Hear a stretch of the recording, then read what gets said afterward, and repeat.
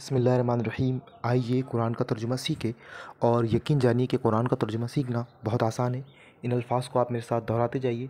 या बनी इसराइला ए औलाद याकूब, या बनी इसराइला ए औलाद याकूब, या बनी इसराइल अस्कुरु ए औलाद याकूब, तुम याद करो नियामती या मेरी नियामत, अल्लती जो के अनअमतु मैंने बख्शी, अलैकुम तुम्हें, व औफ़ू और पूरा करो, बिअहदी मेरा वादा, ऊफ़ी मैं पूरा करूँगा, बिअहदिकुम तुम्हारा वादा, व इय्याया और मुझ ही से, फ़रहबून डरो।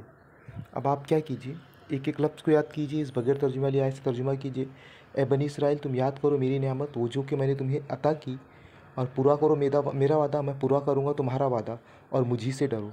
इस तरह से आप एक एक लफ्ज़ को याद कीजिए। आप बैठिए, इत्मीनान से इसको याद कीजिए और फिर इस बगैर तर्जुमा लिए आयत से तर्जुमा करें।